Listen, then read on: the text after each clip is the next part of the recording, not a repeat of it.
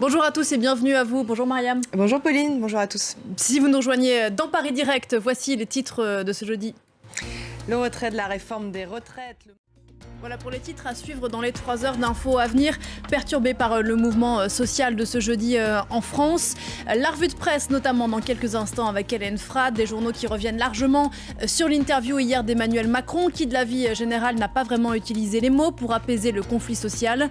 Que pense la presse américaine de sa comparaison très remarquée entre les manifestants ici en France et l'invasion du Capitole à Washington? Eh bien Hélène nous le dira dans quelques minutes. Voilà pour le programme, tout de suite c'est l'info avec vous Mariam.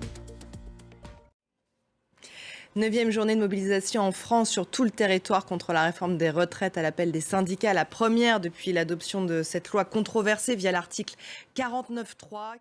Merci beaucoup Karim Garcin-Lazare à Paris pour cette journée donc compliquée pour les usagers à la fois des transports parisiens et de la SNCF. La suite du journal avec vous Mariam.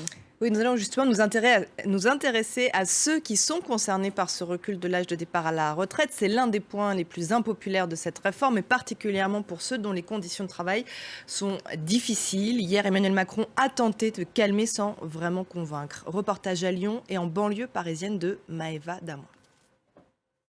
Et c'est la revue de presse tout de suite.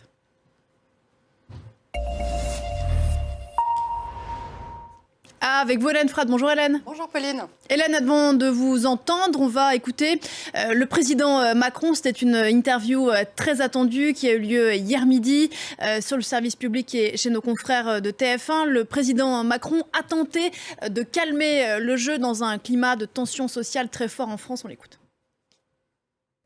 Le président Macron a-t-il trouvé les mots pour calmer les tensions? Hélène, c'est la question que se posent les journaux français ce matin. Merci beaucoup Hélène, revue de presse complète à retrouver aux alentours de 9h15. La suite du journal avec vous Mariam.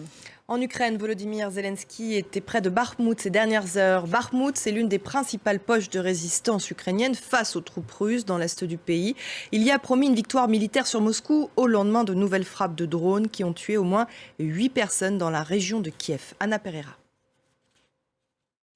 La loi contre l'homosexualité en Ouganda a déclenché de vives condamnations des Nations Unies qui parlent du pire texte du monde en son genre, ou encore des États-Unis qui préviennent de conséquences économiques si elle est appliquée.